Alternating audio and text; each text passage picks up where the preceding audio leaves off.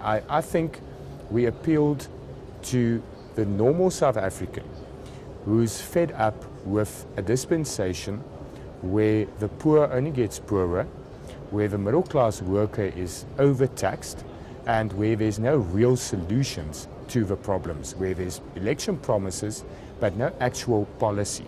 And I think especially our economic policy appealed to a lot of voters, and that is where we differentiated ourselves from other parties, where we actually provide solutions to create job opportunities and to actually create equal opportunities for all South Africans and a better future for all South Africans. But you know, part of the South African story, voters, is the complexity of the injustices of the past. And there's always been an argument around what does one do to try and bridge the gap. You know, affirmative action comes into play. Now, Freedom Front Plus has very strong views on what affirmative action represents and whether or not it's a good thing for the country. So when you're speaking about this great economic offering that the Freedom Front Plus put forward, and take this into consideration with the views that the FF Plus has over the issue of affirmative action, many then have a challenge with understanding your perspective as you're putting it forward now. What do you say to those people where they say, but FF Plus doesn't understand why this country needs something like affirmative action?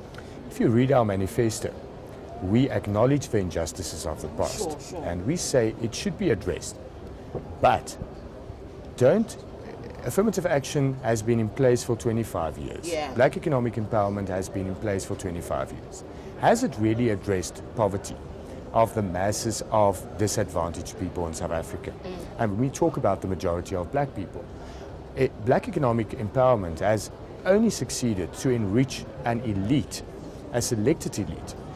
If we say we change our empowerment model to say the proxy for empowerment is rather socio-economic circumstances, thus saying if you are poor, you are empowered. If you add a lack of access to quality education, you are empowered.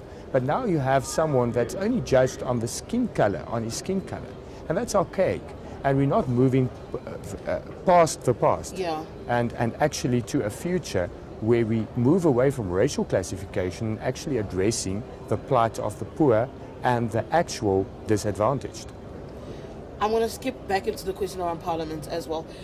Obviously, having a higher number in Parliament almost means that your voice is strengthened, and also you could maybe play a different role in Parliament. I know it's very early days, you and I agree on that, but have there been any thoughts about what the FF Plus plans to do in the sixth administration with this increased number, the stronger voice? Well, what we will take a strong stance on our policies in Parliament. We will provide stronger opposition. You know, it's very, very difficult for a party with only 4 members to actually play an opposition role. You don't even get enough time to argue when exactly. When but I think if you go and look at our record, we have played an important opposition role. But being stronger, and if we are stronger, we will be able to play it so much better. We'll be able to do so much more for the people that voted for us and be their voice in Parliament and be their voice in provincial legislatures. It's still early days. It doesn't look as if there's going to be a coalition necessarily in certain provinces, although the Northern Cape might be a touch and go.